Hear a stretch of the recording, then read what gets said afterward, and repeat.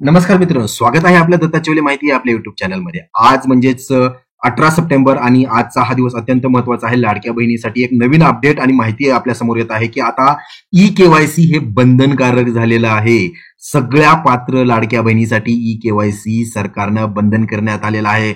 आता या गोष्टीमुळे, या जी-आर मुळे, जे काही परिपत्रक निघालेलं आहे याच्यामुळं एक गोंधळ निर्माण झालेला आहे लाडक्या बहिणींच्या मध्ये की नेमकं त्यांना ई-केवायसी कसं करायचंय. प्रश्न तुम्हाला पडले असतील की परत बँकेत जायचं का, पुन्हा तेच बँकेत रांगा लावायच्या, किंवा सीएससी सेंटरवरती, नेट कॅफेवरती रांगा लावायच्या, किंवा आधार सेंटरवरती रांगा लावायच्या का, किंवा काय काय कागदपत्र लागणार आहेत. आता परत पहिल्यांदा नव्याने पुन्हा एकदा कागदपत्र जमा करायचे आहेत का, परत आणखीन पैसे तर आलेलेच नाहीयेत, परत आणखीन पैसे भरायला लागतील का, किंवा ह्यासाठी किती वेळ द्यायला लागतो, याविषयी प्रश्न आहेत. किंवा आणखीन एक महत्वाचा प्रश्न म्हणजे मला जून, जुलै, ऑगस्ट आणि चे पैसे पडलेले आहेत, माझे रेग्युलर हप्ते येत आहेत, तर मग मला ई-केवायसी करायचं आहे का मग ज्यांचे हप्ते बंद पडलेत त्यांनीच ई-केवायसी करायचं आहे. आता यासोबतच लागणारे कागदपत्रामध्ये आणखीन मूळ म्हणजे ई-केवायसी करताना लाडक्या बहिणींनो लक्षात राहू द्या, ई-केवायसी करताना तुम्हाला तुमचं तर कागद लागणारच आहे, आधार कार्ड लागणार आहे, पण तुमच्या पती, जर तुमचं लग्न झालं असेल तर पती, लग्न नसेल झालं तर वडिलांचं आधार कार्ड सोबत ठेवणं गरजेचं आहे. नेमकं काय काय आहे यामध्ये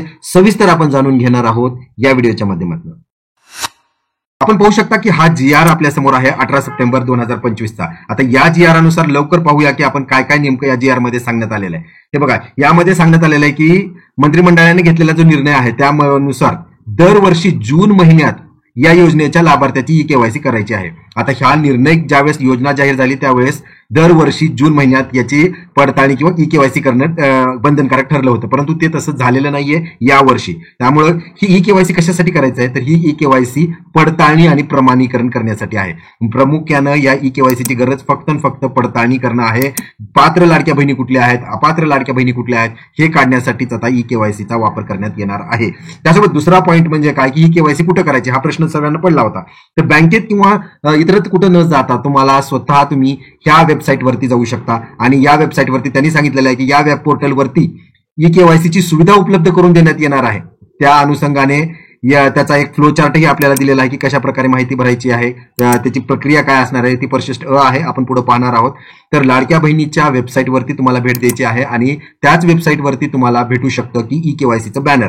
परंतु जर आज पाहायला गेलं तर मी तुम्हाला आजच्या तारखेमध्ये, आताच आपण ओपन करून बघतो 18 सप्टेंबरला, अद्यापही ते ई-केवायसीचं बॅनर कुठं दिसत नाहीये. आशा करूया उद्यापर्यंत हे बॅनर आपल्याला इथं दिसून येईल आणि या ठिकाणी जाऊन तुम्हाला ई-केवायसी करायचं आहे. तर पुढे पाहूया आपण की ही ई-केवायसी आपल्याला 2 महिन्याच्या आत पूर्ण करणं गरजेचं आहे.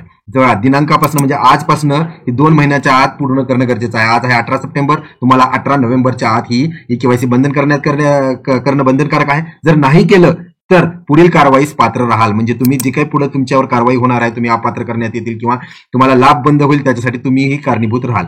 तसंच त्यांनी सांगितलेलं आहे की या योजनेत दरवर्षी, आता इथून पुढे येणाऱ्या वर्षी म्हणजे पुढच्या वर्षी तुम्हाला जून महिन्यात किंवा जून महिन्यापासून पुढे 2 महिन्यात, जून, जुलै या 2 महिन्यातच तुम्हाला ई-केवायसी ही पूर्ण करणं बंधनकारक आहे. दरवर्षी तुम्हाला ई-केवायसी करणं बंधनकारक आहे. तर थोडक्यात आपण पटकन पाहूया की ई-केवायसी कशी करायची आहे. आता उद्याच अपेक्षा करूया आपण ह्या वेबसाईटवरती गेल्यानंतर फ्लो चार्टच्या माध्यमातून समजून घेऊया. तुम्ही या लाभार्थ्यांनी या वेबसाईटवरती भेट द्यायची आहे, सरकारी वेबसाईट आहे.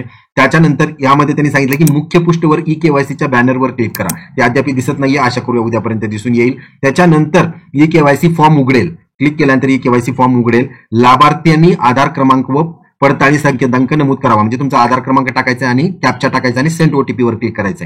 आता हे केल्यानंतर तुमचं ई-केवायसी जर ऑलरेडी झालेली असेल, तुम्हाला करायची गरज नसेल तर तसा मेसेज येईल की ई-केवायसी आधीच पूर्ण झालेली आहे. आणि जर समजा ई-केवायसी करायची असेल तर आपल्याला, जर ज्यांचं झालेलं नाहीये त्याला आधार क्रमांक लाभार्थ्याच्या मंजूर यादीत आहे की नाही हे तपासलं जाईल. म्हणजेच काय, सगळ्यात महत्वाचं हे बघा, तुमचं यादीत नाव आहे का नाही हे तपासलं जाईल. म्हणजे तुम्ही पात्र आहात का अपात्र आहात, सगळ्यात अगोदर हे तपासलं जाईल की तुम्ही पात्र आहात की अपात्र आहात.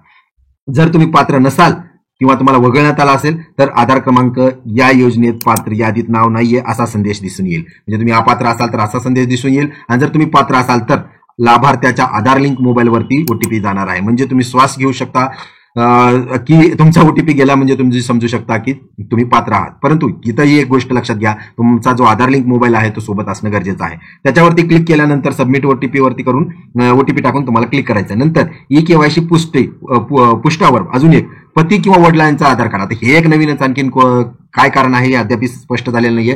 ही आई तुमच्या वडिलाचं किंवा अविवाहित असाल तर वडिलाचं आणि विवाहित असाल तर पतीचं आधार कार्ड घेणं गरजेचं आहे. आधार कार्ड सोबत ठेवणं गरजेचं आहे आणि त्या आधार कार्डवरती तुम्हाला परत एकदा आधार लिंक मोबाईलवरती ओटीपी जाणार आहे. हे तुम्ही लक्षात ठेवा की तुमचा एकट्याचाच मोबाईल घेऊन येणं गरजेचं नाहीये, तुमच्या पतीचाही मोबाईल असणं गरजेचं आहे. अशा प्रकारे 2 ओटीपी म्हणजे तुमचं स्वतःचं आणि पतीचा एक ओटीपी आल्यानंतर जर त्यावेळेस तुम्ही त्या सबमिट करताल तुम्हाला एक अशीच डिक्लेरेशन येईल की तुमचा जात किंवा प्रवर्ग योग्य आहे का, तुम्ही जो निवडला होता तोच हा आहे का. त्याच्यानंतर तुम्हाला डिक्लेरेशन द्यायचं आहे की आणखीन की माझ्या कुटुंबातील सदस्य नियमित कर्मचारी किंवा यामध्ये सरकारी कर्मचारी नाहीयेत, सेवानिवृत्त नाहीयेत, कुठल्याही योजनेचा भाग घेत नाहीये, माझ्या कुटुंबात एक विवाहित आणि एक अविवाहित महिला लाभ घेत आहेत की नाही, आणि ह्या सगळ्या चेकबॉक्सवरती तुम्हाला नीट वाचून क्लिक करायचं आहे आणि त्याच्यानंतरच तुम्हाला सबमिट बटनवरती क्लिक करायचं आहे. आणि असं केल्यानंतर तुमची ई केवायसी पडताळणी यशस्वी पूर्ण झाली आहे असा संदेश येईल. असा संदेश आल्यानंतरच तुम्ही निश्चित राहू शकता की तुमची ई केवायसी झालेली आहे. तर परत एकदा जाणून घ्या की तुम्हाला काय काय लागणार आहे. तुमचं आधार कार्ड लागणार आहे, त्याच्यावरती लिंक मोबाईल सोबत असणं गरजेचं आहे आणि या आधार कार्डला सोबत तुमच्या पती किंवा वडिलांचं आधार कार्ड असणं गरजेचं आहे आणि त्यांच्याही आधारला मोबाईल लिंक असणं गरजेचं आहे. आशा करतो ही माहिती आपल्यासाठी अत्यंत उपयुक्त ठरणार आहे. आणि जसं काही आपण पाहूया की वेब पोर्टलवरती ज्याही वेळेस हे अपडेट येईल ई केवायसीचं तिथेही प्रत्यक्षित आपण करून दाखवणार आहात. आणि काही अडचण येत असेल तर कमेंट बॉक्समध्ये नक्की विचारा, मी ते सोडवण्याचा प्रयत्न करेल. त्याच्या व्यतिरिक्त जर तुम्हाला काही अडचण असतील कमेंट बॉक्समध्ये विचारा, मी ते सोडवण्याचा प्रयत्न करतो. परत एकदा विनंती, चॅनलला सबस्क्राईब करायला विसरू नका. धन्यवाद.